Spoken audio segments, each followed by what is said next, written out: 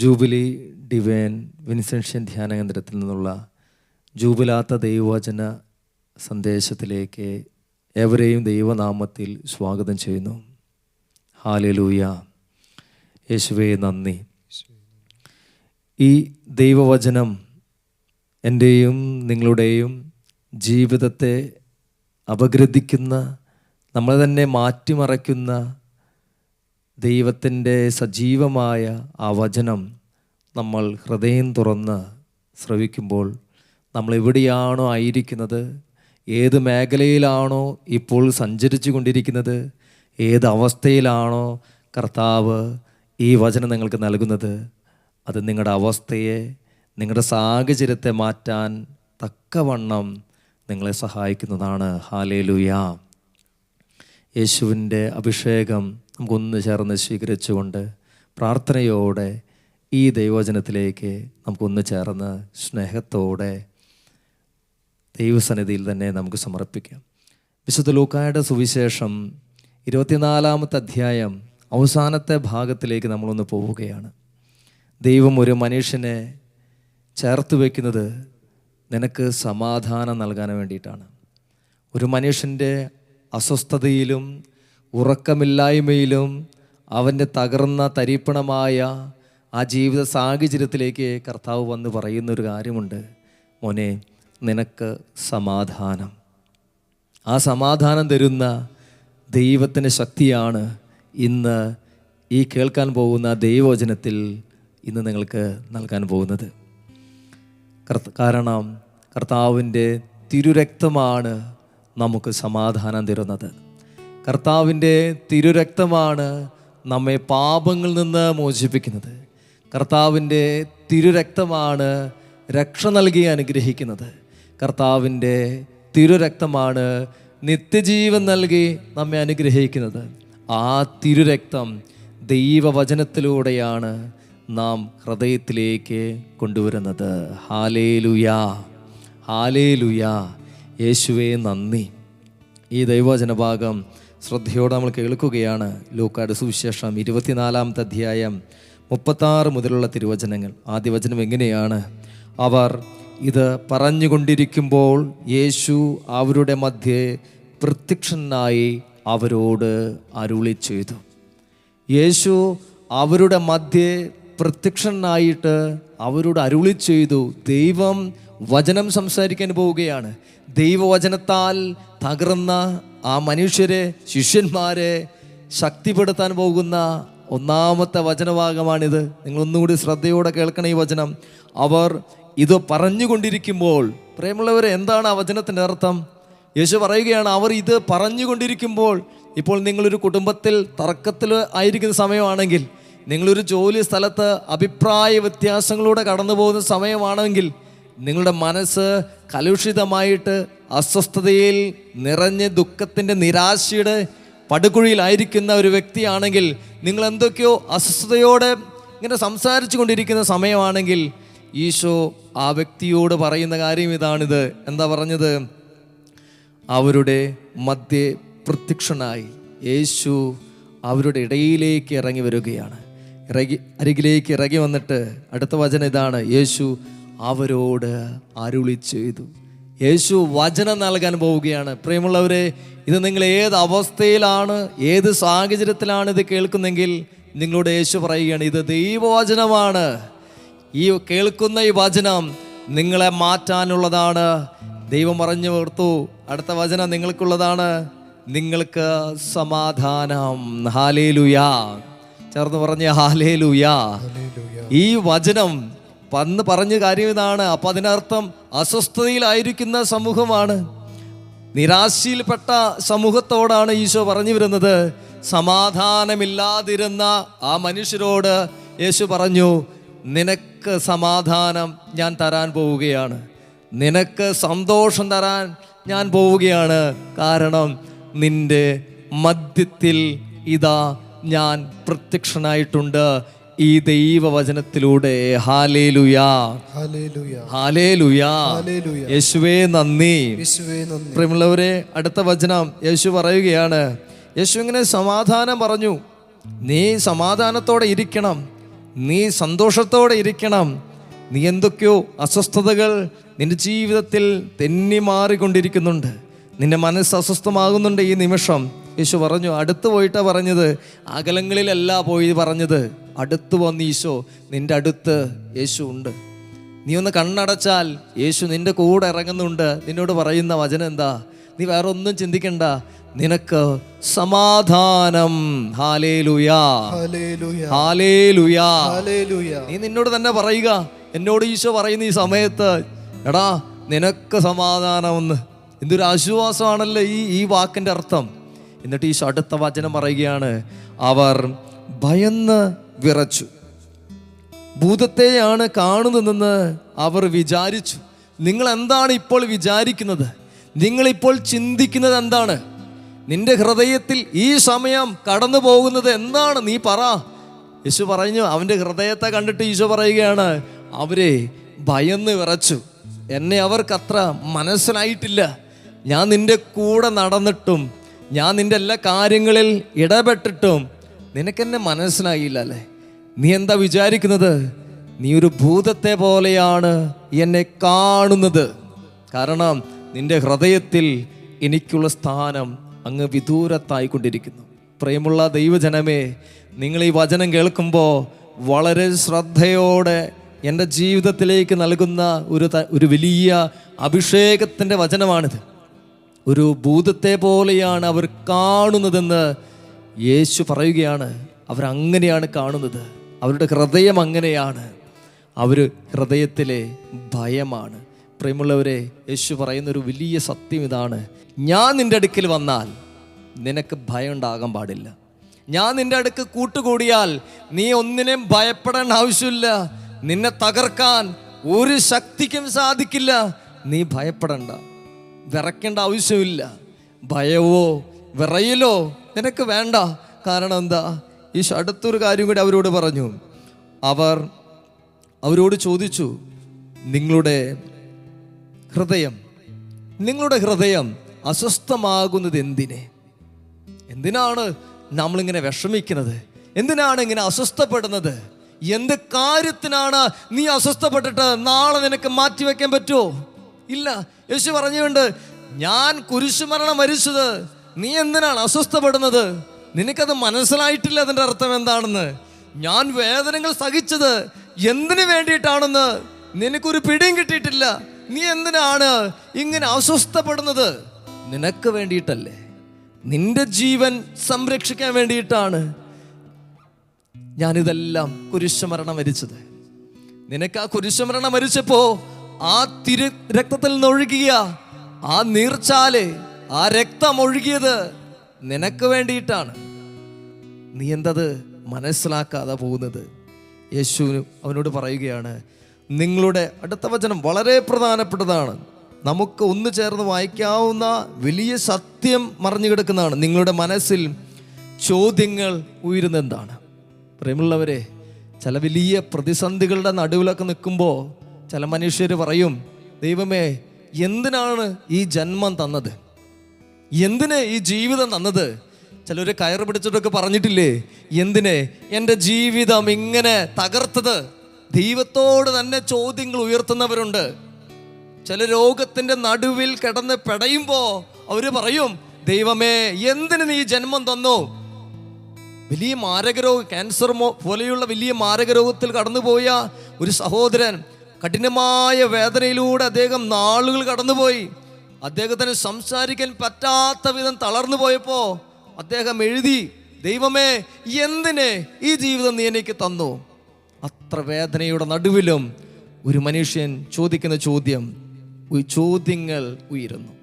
യേശു പറയുന്നു, പ്രിയമുള്ളവരെ, നീ എന്തിനാണ് ഇങ്ങനെ ചോദ്യങ്ങൾ ചോദിക്കുന്നത്? നിന്റെ ജീവിതത്തിൽ അസ്വസ്ഥതകൾ വരുമ്പോൾ നീ എന്തിനെ ഭയന്ന് വിറയ്ക്കുന്നു? കർത്താവ് നിനക്കുള്ള ഉത്തരം താഴെ ചേർക്കുന്നുണ്ട്. എൻ്റെ കൈകളും കാലുകളും കണ്ട് നീ തന്നെ മനസ്സിലാക്കണം. നീ മനസ്സിലാക്കണം എന്നെ. നീ മനസ്സിലാക്കാത്തത് കൊണ്ടാണ് നിൻ്റെ ഈ അസ്വസ്ഥതയ്ക്ക് കാരണം.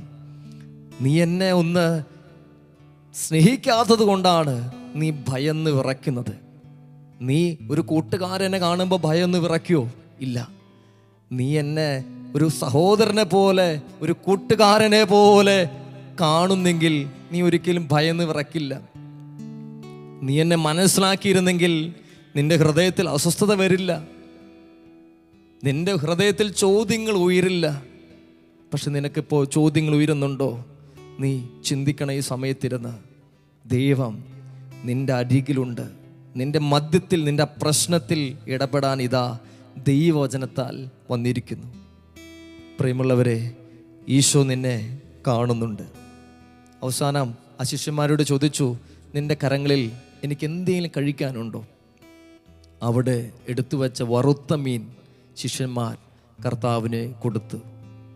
പ്രിയപ്പെട്ടവരെ, ഡ്രൈ ഫിഷ് അല്ലേ, ഫ്രൈ ചെയ്തതാണ്, ഫ്രൈ ചെയ്ത ഫിഷ് കൊടുത്തു. നിന്റെ ജീവിതത്തിലെ ഉണങ്ങിയ അവസ്ഥയെ, കരിഞ്ഞുപോയ നിന്റെ ജീവിത സാഹചര്യങ്ങളെ ഈശോയിലേക്ക് നീ കൊടുക്കാൻ പോവുകയാണ്. ആരാധന മണിക്കൂറിൽ നിന്റെ കരിഞ്ഞതും പുറത്ത് വെളിപ്പെടുത്താൻ പറ്റാത്തതുമായ ആ ഉണങ്ങിയ അവസ്ഥകളെ കർത്താവ് ചോദിക്കുന്നു. നിന്റെ ദുഃഖങ്ങൾ ചോദിക്കുന്നു, നിന്റെ അവസ്ഥകൾ, വേദനകൾ ഈശോ ചോദിക്കുന്നു. മോനെ, നീ അതെൻ്റെ കയ്യിലേക്ക് വെച്ച് നീ തന്നെ അത് ഉരുകി തീരല്ലേ? കർത്താവ് അത് ചോദിച്ചപ്പോൾ അവരെടുത്തു കൊടുത്തു. നമുക്ക് ഈ സമയത്ത് നമ്മുടെ ഈ അവസ്ഥ, വറുത്ത മീൻ, നിന്റെ ദുഃഖങ്ങൾ, നിരാശകളാണ്, കർത്താവിനത് കൊടുക്കുക. ഈശോ നിനക്ക് തിരുരക്തം നൽകി അനുഗ്രഹിക്കാൻ പോവുകയാണ്. ആരാധനയിലൂടെ ഒന്ന് ചേർന്ന് ദൈവത്തെ ആരാധിക്കുമ്പോൾ ആ തിരുരക്തമാണ് നിന്നെ ഇപ്പോൾ സൗഖ്യത്തിലേക്കും രക്ഷയിലേക്കും പാപത്തിൽ നിന്ന് മോചനത്തിലേക്കും നിത്യജീവനിലേക്കും ഈശോ നിന്നെ രക്ഷിക്കാൻ പോകുന്നത്. ഒന്ന് ചേർന്ന് പ്രാർത്ഥനയോടെ ആരാധനയിൽ നമുക്കൊന്ന് ചേർന്ന് പങ്കുചേരാം. പിതാവിൻ്റെയും പുത്രൻ്റെയും പരിശുദ്ധാത്മാവിൻ്റെയും നാമത്തിൽ ആമേൻ.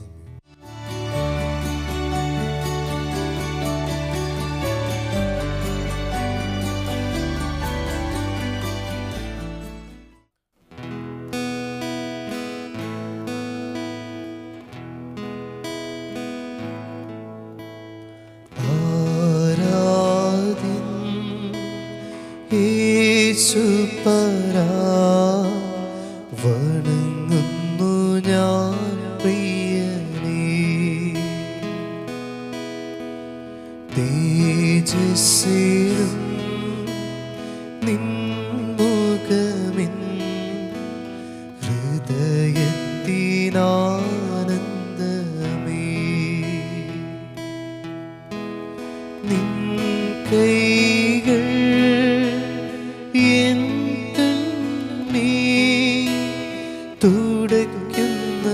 തുടയ്ക്കുന്നതറിയുന്നു ഞാൻ, നിൻ കൈകൾ എൻ കണ്ണീർ തുടയ്ക്കുന്നതറിയുന്നു ഞാൻ.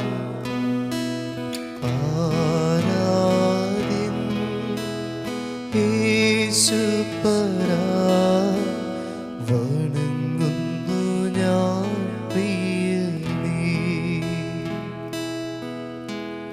തേജസ്സിലും നിൻമുഖമിൻ ഹൃദയത്തിനാനന്ദമേ.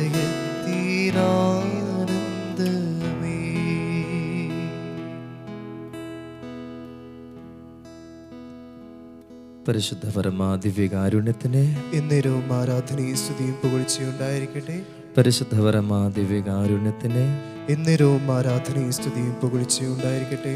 പരിശുദ്ധ പരമാ ദിവ്യകാരുണ്യത്തിന് എന്നേരവും ആരാധനയും സ്തുതിയും പുകഴ്ചയും ഉണ്ടായിരിക്കട്ടെ. ആരാധനയ്ക്ക് യോഗ്യനായ എൻ്റെ യേശു എൻ്റെ മധ്യത്തിലേക്ക് ഇപ്പോൾ കടന്നു വന്നിരിക്കുകയാണ്. അവർ സംസാരിച്ചു കൊണ്ടിരിക്കുമ്പോൾ യേശു അവരുടെ മധ്യേ വന്ന് അരുളി ചെയ്തു, നീ ഇപ്പോൾ ഇരിക്കുന്ന ഏത് സാഹചര്യമാണ് നീ ചിന്തിച്ചു കൊണ്ടിരിക്കുകയാണ്?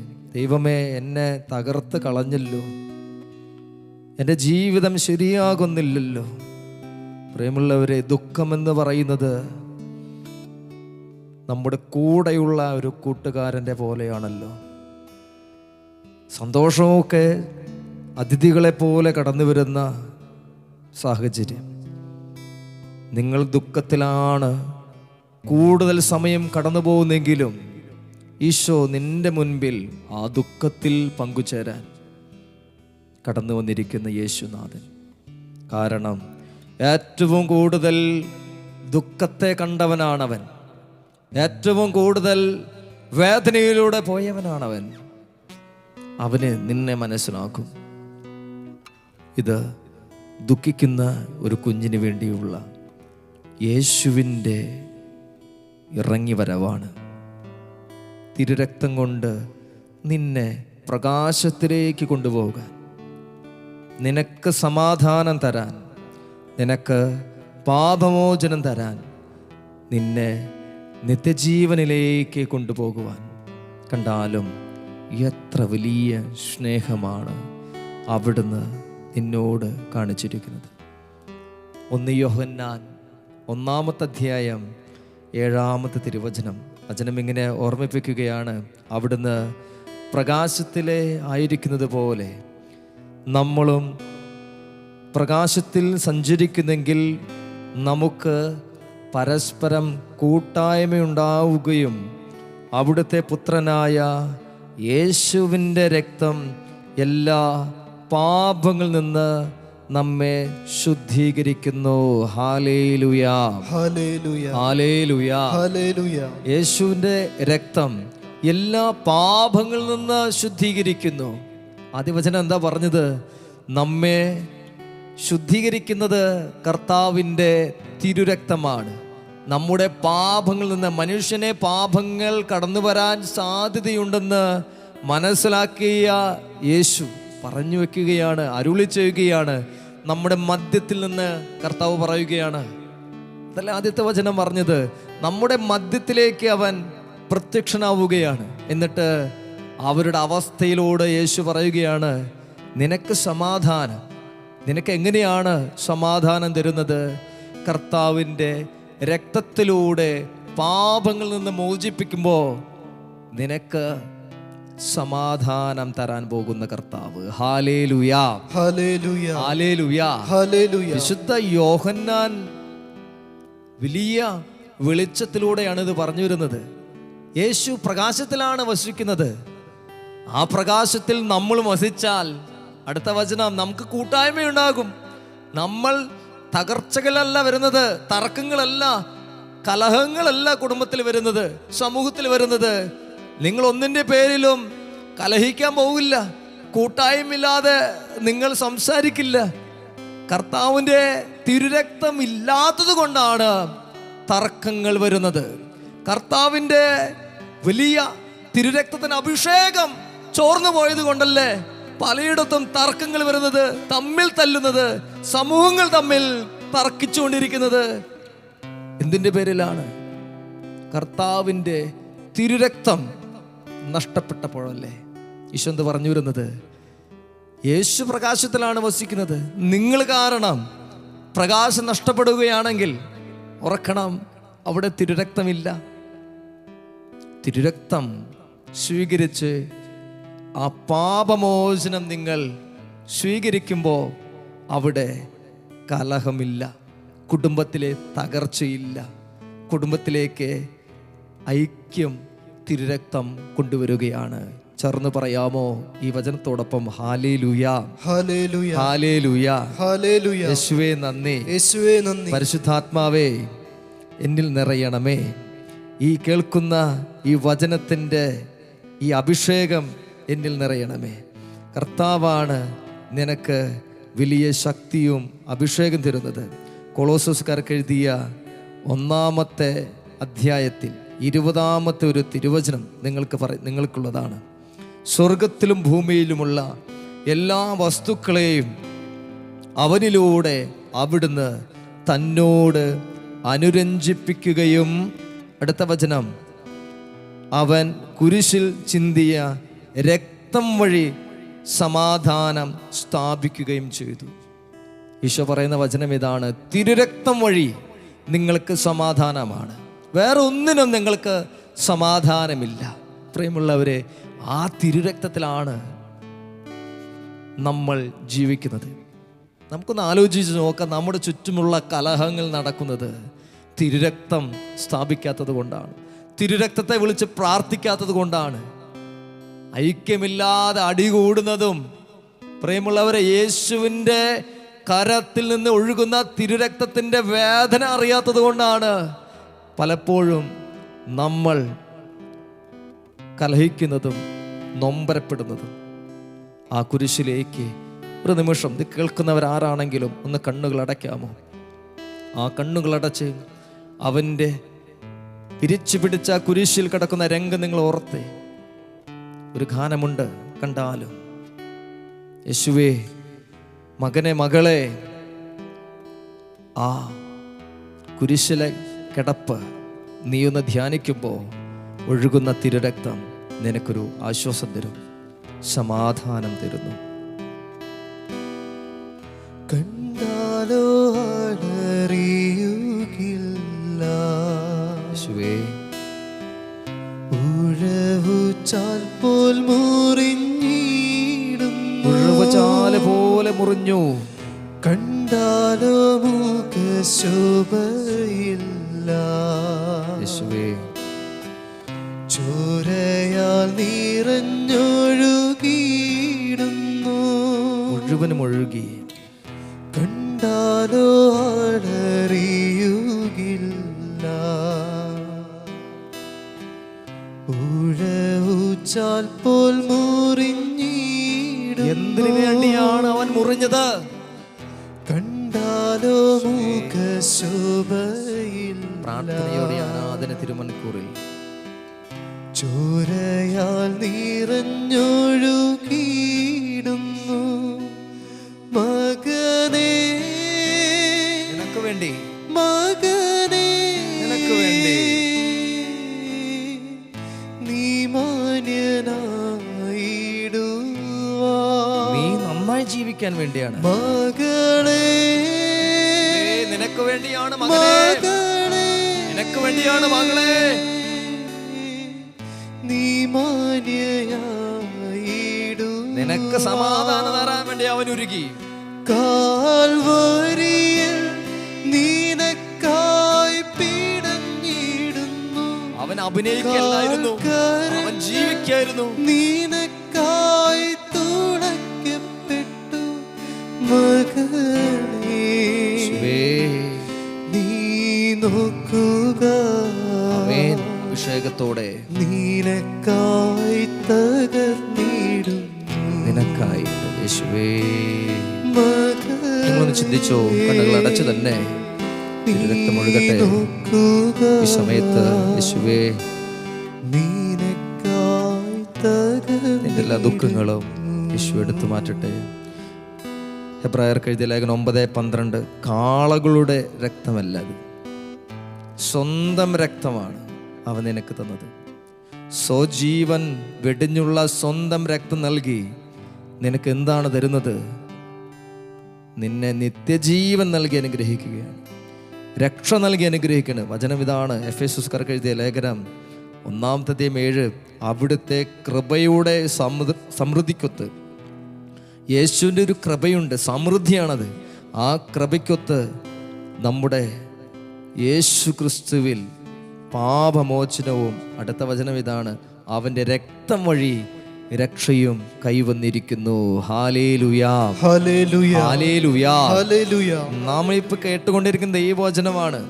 ഈശോ പറഞ്ഞ വചനം എന്താ? രക്തം വഴിയാണ് നിങ്ങൾക്ക് രക്ഷയുള്ളത്, രക്തം വഴിയാണ് പാപമോചനമുള്ളത്, ആ തിരുരക്തം വഴിയാണ് നിത്യജീവനുള്ളത്, ആ തിരുരക്തം വഴിയാണ് നിങ്ങൾക്ക് സമാധാനമുള്ളത്. വേറെ ഒരു വഴിയും നിങ്ങൾക്കില്ല. ആരെന്തൊക്കെ പറഞ്ഞാലും ശരി, നിങ്ങൾക്ക് ഒരു വഴിയില്ല, ഒരൊറ്റ വഴിയേ നിങ്ങൾക്കുള്ളൂ, അത് തിരുരക്തത്തിൻ്റെ വഴിയാണ്. നമുക്കൊന്ന് ചേർന്ന് കർത്താവെ, കുരിശിൽ നിന്ന് ഒഴുകുന്ന തിരുരക്തം എൻ്റെ ജീവിതത്തിലും കുടുംബത്തിലേക്ക് നിറയണമെന്ന പ്രാർത്ഥനയോടെ ആ യേശുവിൻ്റെ ആശീർവാദം നമ്മൾ സ്വീകരിക്കുകയാണ്. യേശുവേ, നിൻ്റെ ആ തിരുരക്തം കേട്ട ഈ വചനങ്ങൾ മുഴുവനും ഒരു ഉണക്കമീൻ പോലെ തകർന്നതായിരിക്കും നിന്റെ ജീവിതം. ഉണങ്ങിയ ജീവിതമാണ്. വലിയ കഴിവുകളൊന്നും കഴിവുകളില്ലായിരിക്കാം, തകർന്നു പോയതായിരിക്കാം. സാരമില്ല, നിന്നെ തിരുരക്തം, നീ തിരുരക്തത്തെ വിളിച്ച് പ്രാർത്ഥിക്കുക. ഓ തിരുരക്തമേ, എനിക്ക് ശക്തി നൽകണം. നീ എവിടെയാണ് ഇരിക്കുന്നത്, നിനക്ക് ബലം വരുന്നതായിട്ട് നിനക്ക് മനസ്സിലാകും. നീ എന്നെ ഒന്ന് മനസ്സിലാക്കിയാൽ മതി, വേറെ ഒന്നും നീ എനിക്ക് ചെയ്തു തരണ്ട. ഒരു നിമിഷം മൗനമായി കർത്താവിൻ്റെ ആശീർവാദം സ്വീകരിക്കാൻ നമ്മെ തന്നെ ഒരുക്കാം.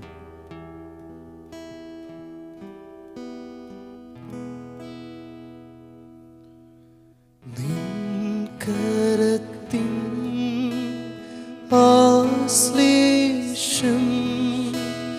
പകരുന്നു ബലം എന്നിൽ.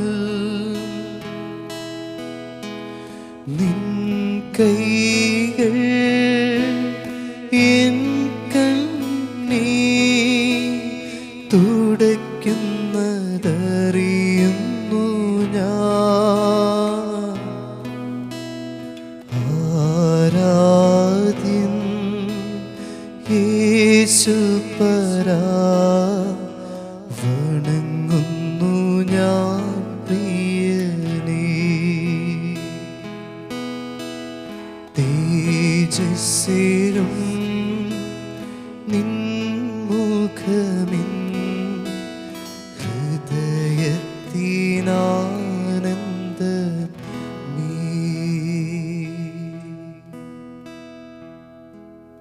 പരിശുദ്ധ പരമാദിവ്യകാരുണ്യത്തിന് എന്നേരവും ആരാധനയും സ്തുതിയും പുകഴ്ചയും ഉണ്ടായിരിക്കട്ടെ.